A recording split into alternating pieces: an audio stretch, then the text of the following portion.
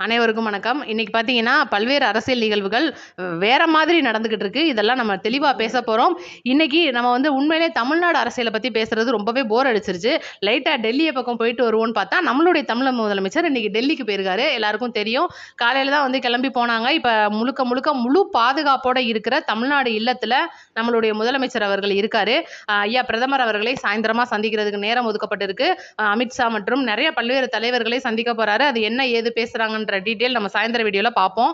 இப்போ இதுக்கு முன்னாடி பாத்தீங்கன்னா, இன்னைக்கு தமிழகத்துல நம்மளுடைய முதலமைச்சர் என்னமோ டெல்லிக்கு கிளம்புனதெல்லாம் ஓகே.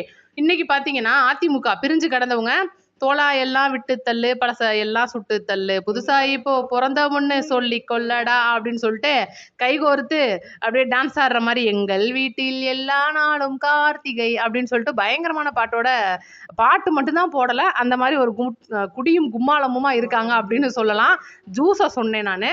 ஏன்னா இன்னைக்கு சிவிஎஸ் அவர்களுக்கு மட்டும் எடப்பாடி அவர்கள் கூட சேர்றது பிடிக்கல அப்படின்றனாலையும், தான் வந்து எந்த தப்பும் பண்ணல, நான் மன்னிப்பு கேட்க மாட்டேன் அப்படின்றனாலையும் அவரை சந்திக்கிறதுக்கு போகல. முழுக்க முழுக்க சிவிஎஸ் தரப்புல இருந்த அனைத்து எம்எல்ஏக்களும் எஸ்பி வேலுமணி அவர்கள் உட்பட இன்னைக்கு எடப்பாடி அவர்கள் காலில் போய் விழுந்துட்டாங்க. ஏடிஎம்கே மீண்டும் இணைந்தது அப்படின்னு சொல்லிட்டு அவங்களே ஒரு பத்திரிகை ஒண்ணு ரிலீஸ் பண்ணி வெளியிட்டுட்டாங்க. இப்ப பாத்தீங்கன்னா சிவிஎஸ் அவர்கள் அவசரமா சபாநாயகரை சந்திக்கிறதுக்கு தலைமைச் செயலகம் போறாரு. எதுக்காக அப்படின்னா ராஜினாமா பண்ண போறாரு.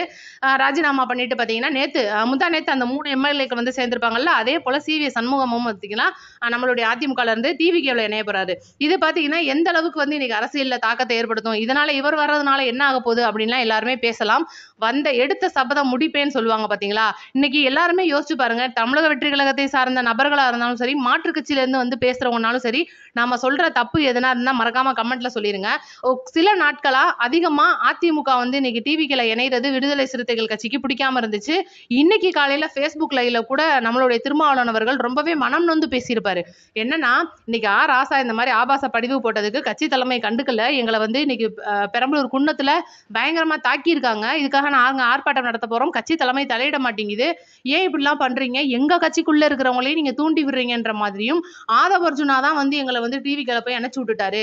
நாங்க வந்து ஆதவ அர்ஜுனா கூட பயங்கர அண்டர் கிரவுண்ட் டீலிங்ல இருக்கிற மாதிரியும், நான் என்னமோ அவர்கிட்ட பெட்டி வாங்கின மாதிரி என்னை பேசுறாங்க அப்படின்ற மாதிரி திருமாவளவன் அவர்கள் பல்வேறு விதமான உண்மைகளை சொல்லியிருக்காரு அப்படின்னு தான் சொல்லணும். என்னடா அது இப்படி சொல்றவே அப்படின்னு யாரும் எதிர்பார்க்காதீங்க. ஏன்னா இன்னைக்கு லீமா ரோஸ் அவர்கள் ஏடிஎம்கேல சேர்ந்த கிட்டத்தட்ட இன்னும் 1 வருஷம் கூட ஆகலங்க. ஏன்னா முன்னாடி லைட்டா சின்ன சின்ன பதவியில இருந்து இப்ப தேர்தலை சந்திக்கிறதுல வரைக்கும் யோசிச்சு பாருங்க. அவங்க சேர்ந்ததுக்கு அப்புறம் தான் கழகம் அப்படின்றத ஆரம்பிச்சிருக்கும். ஏன்னா அவங்களுக்கு முழுக்க முழுக்க பிஜேபி அப்படின்ற ஒரு கட்சி பிடிக்காது. இங்கிட்டு நம்மளுடைய ஏடிஎம்கேல இப்போ வரைக்கும் தலைவர் கிடையாது, வெறும் பொதுச் செயலாளர் மட்டும்தான். அந்த பொதுச் செயலாளர் அந்த பதவிக்கு அடி போட்டு தான் இபிஎஸ் அவர்கள் இருந்து தனி அணியா பிரிச்சு வேலுமணி அவர்களுடைய தலைமையில இருக்கிறதுல போய் சேர்ந்திருந்தாங்க. எப்படியாவது இந்த கட்சி உடைப்பற்றும், நம்ம வந்து உருவாக்குற ஒரு கட்சியை எடுத்து கொண்டுட்டு போய் இன்னைக்கு எப்படியா நம்ம தமிழக வெற்றி கழகத்தை கூட இணைஞ்சிருவோம் அப்படின்றது. இன்னைக்கு அவங்க வந்து ஆல்ரெடி மாமியாரா இருந்து இந்த வேலைகளை வந்து ஏடிஎம்கே மூலியமா கழகமா பண்றாங்க. ஆதவ அர்ஜுனா அவர்களுடைய மைனஸ் அப்படின்ற நிறைய விஷயங்கள் இன்னைக்கு தமிழக வெற்றி கழகத்துல எடுத்து சொல்லிட்டு இருக்காங்க. அவர் உண்மையிலேயே வந்து இன்னைக்கு தமிழக வெற்றி கழகத்துக்கு உண்மையா உழைச்சிட்டு இருக்கிற ஒரு மனிதனா தான் நம்ம பாக்குறோம். ஆனா பாத்தீங்கன்னா இந்த விடுதலை சிறுத்தைகள் கட்சி தலைவர் திருமாவளவன் அவர்கள் ரொம்ப மோசமான விமர்சனத்தை ஆதவ அர்ஜுனா மேல வைக்கும் போது, ஏன்னா அவர் ஆல்ரெடி ஆதவர்ஜுனா அவர்கள் விசிகால இருந்தவர், இன்னைக்கு டிவிகேல வந்து இணைகிறாரு. எங்களுக்குள்ள அண்டர் கிரவுண்ட்ல பேச்சு இல்லைன்னு சொல்லும் போதே பாத்தீங்கன்னா இருக்கு, அதாவது இல்லைன்னு சொன்னாங்கன்னா இருக்குன்னு சொல்லுவாங்கல்ல, அந்த மாதிரி இருக்கு அப்படின்ற ஒரு இடத்துல வரும்போது, அப்ப இவ்வளவு நாள் வந்து தமிழக வெற்றி கழகத்துல உண்மையா உழைச்ச ஆதவர்ஜுனா அவர்களை எங்கேயோ தப்பா காட்டுறாரு திருமாவளவன் அவர்கள் அப்படின்ற ஒரு மிக முக்கியமான ஒரு கருத்து வந்து. அப்ப இங்கிட்டு மாமியார் அவர்கள் ஏடிஎம்கேவை முடிச்சிட்டாங்க, இங்கிட்டு மருமனான ஆதவர்ஜுனா அவர்கள் டிவிகேவை முடிக்கிறதுக்கு வந்து வர்றாங்க. 2 பேரும் சேர்ந்து வந்து இன்னைக்கு ஆல்ரெடி திமுகவை முடிச்சு விட்டாங்க, இன்னைக்கு டிவிகேவும் முடிக்க வர்றாங்களா அப்படின்ற ஒரு மிகப்பெரிய கேள்வி வந்து எழுது. விசிகாவுடைய அந்த சிறுத்தைகளும் வந்து திருமாவளவன் அவர்கள்ட்ட இதைத்தான் கேட்கிறாங்க. என்னன்னா இது நம்ம கூட இருந்தவர் பாத்தீங்கன்னா திமுகவை உடச்சு விட்டு போயிட்டாப்ல, நம்மளையும் பிரிச்சு விட்டாப்ல, அங்க இருந்த அம்மா ஏடிஎம்கே உடச்சு விட்டு போயிருச்சு, அப்ப இவங்க 2 பேரும் சேர்ந்து டிவிக்கு உடைக்க போறாங்களானே, என்னன்னே விஜய் அவர்கள் என்னென்ன செஞ்சுட்டு இருக்காரு அப்படின்ற மாதிரியான கேள்விகள்லாம் முன் வச்சுட்டு இருக்காங்க.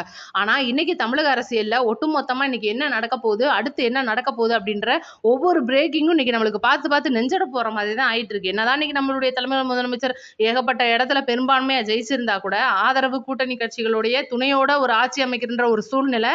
இதுக்கப்புறம் பாத்தீங்கன்னா வன்னியரசு அவர்களையும் ஷாஜகான் அவர்களையும் அமைச்சரவையில பங்கு பெற வச்சது எல்லாமே இன்னைக்கு ஒரு அரசியல் கண்ணோட்டத்துல வேற மாதிரியாக இன்னைக்கு வந்து தொலைக்காட்சிகளும் சரி, டிஎம்கே ஐடிவிங்கும் சரி இந்த மாதிரி காமிச்சிட்டு இருக்காங்க.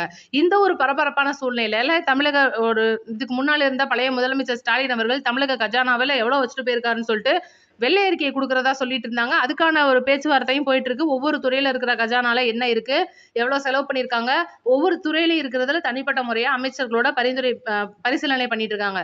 இப்ப டெல்லிக்கு சென்றிருக்கிற நம்மளுடைய முதலமைச்சர் அவர்கள் இன்னைக்கு பாத்தீங்கன்னா பிரதமர் அவர்களை சந்திக்கிறாரு, அமித்ஷா அவர்களை சந்திக்கிறாரு, அது போக மத்திய அமைச்சர்கள் சில பேரை சந்திக்கிறாரு. அவங்கள சந்திச்சு இப்ப விவசாயத்துறை அப்படின்னா கண்டிப்பா விவசாயத்துறைக்கான அந்த ஒரு அமைச்சரை சந்திச்சு அவங்களுக்கான நிதி பற்றாக்குறை என்ன பண்ணணும், ஏது பண்ணணும், அவங்களுடைய சில விஷயங்கள். இப்ப பாத்தீங்கன்னா அதிகமா பெருசா பேசப்பட்டுக்கிட்டு இருக்கிற கர்நாடகால அந்த மேகதாது அணைக்கு பக்கத்துல மேகதாட்டு அப்படின்ற ஒரு இடத்துல புதுசா பூமி பூஜை போட்டது அப்படின்றது நிறைய பேருக்கு வந்து கடுப்பை தான் கொடுத்திருக்கு. இது பத்தி நம்மளுடைய தமிழக முதலமைச்சர் வாய் திறக்காம இருக்காரு அப்படின்ற மாதிரி பார்த்தா அவர் லெட்டரும் அனுப்பிச்சிருக்காரு.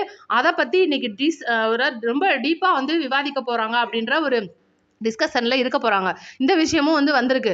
அப்ப இன்னைக்கு நல்ல ஒரு பலத்த பாதுகாப்போட இப்ப வரைக்கும் தமிழக அந்த டெல்லியில இருக்கிற தமிழக வீடு அதாவது முதலமைச்சர் எல்லாம் போனாங்கன்னா தங்குற ஒரு இடம், அங்கதான் பலத்த பாதுகாப்போட நம்மளுடைய முதலமைச்சர் தங்கி இருக்காரு.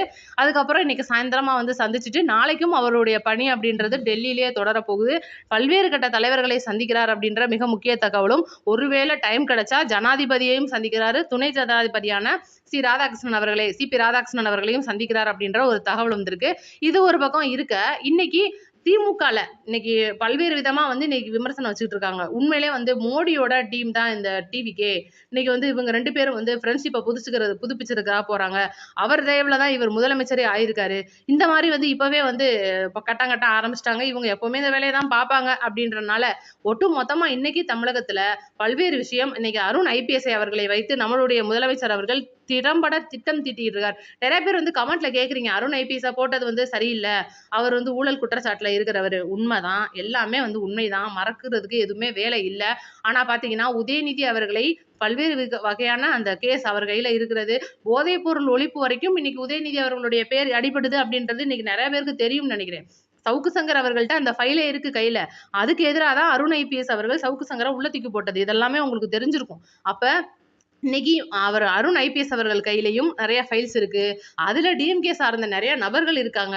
முழுக்க அதாவது அவங்க கையில வச்சே அவங்க கண்ணை குத்துவாங்கன்னு சொல்லுவோம் பாத்தீங்களா, அந்த மாதிரி ஒரு சூழ்நிலை தான் தமிழகத்துல நடக்க போகுது. இதுக்கு முன்னாடி அவர் ஊழல் பண்ணிருக்கலாம், லஞ்சம் பண்ணிருக்கலாம், எவ்வளவு பெரிய குற்றம் வேணாலும் பண்ணிருக்கலாம், அது நமக்கு தேவையே கிடையாது. இப்போ அவர் எப்படி இருக்காரு, ஒருவேளை அவரோட ஏதோ நடவடிக்கை தப்பா இருந்துச்சுன்னா கண்டிப்பா துறை சார்ந்த நடவடிக்கை அவர் மேல எடுக்கிறதுக்கு எது இருக்கும், அவருக்கு கொடுத்த துறை அப்படின்றது இருக்கும். இன்னைக்கு என்னதான் நம்ம வந்து பெரிய போலீஸா இருக்கோம், நம்ம கையில அதிகாரம் இருக்கு அப்படின்றதுக்காக யாரும் இன்னைக்கு தப்பு பண்ண போறது இல்ல. ஒரு சின்ன கான்ஸ்டபிள் பண்ற தப்ப கூட இன்னைக்கு பொதுமக்கள் தட்டி கேக்குறாங்க. பெரிய பெரிய அதிகாரிகள் பண்ற தப்பையும் நம்மளுடைய பொதுமக்கள் தட்டி கேட்டுட்டு இருக்காங்க.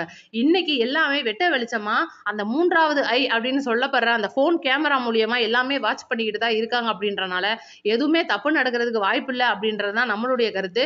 இன்னைக்கு தமிழகத்துல நம்மளுடைய பிரதமரை சந்திச்சுட்டு நாளை கழிச்சு திரும்புற நம்மளுடைய முதலமைச்சர் அவர்கள் என்ன மாதிரியான மாற்றங்களை கொண்டு வர போறாரு, எப்ப அமலாக்கத்துறைக்கு சைன் போட போறாரு, எப்ப செந்தில் பாலாஜி அவர்களையும் அனிதா ராதாகிருஷ்ணன் அவர்களையும் தூக்கி உள்ள போட போறாரு, இதுக்கப்புறம் பாத்தீங்கன்னா நிறைய விஷயங்கள். அது அவர் மட்டும்தானா கேஸ்ல, இது மட்டும்தான் இருக்கா அப்படிலாம் கிடையாது.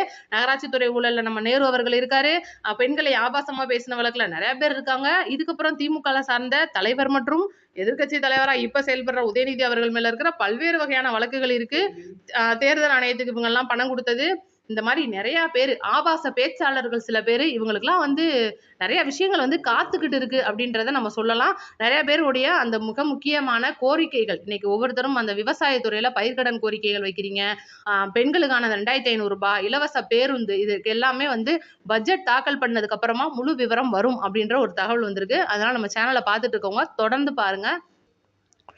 விவசாய பெருமக்களுக்காக நம்ம எல்லாம் ஒன்று சொல்லணும் அப்படின்னு நான் நினைக்கிறேன். என்னன்னா, நிறைய பேர் பயிர்க்கடன் தள்ளுபடியில் நம்மளுடைய தமிழக முதலமைச்சர் வாக்குறுதியை நிறைவேற்றாம விட்டாரு, வேற மாதிரியே வந்து தள்ளுபடி கொடுத்துருக்கீங்க, 50,000க்கு மட்டும் தான் தள்ளுபடி, அந்த மாதிரிலாம் வந்து நிறைய பேர் சொல்றீங்க.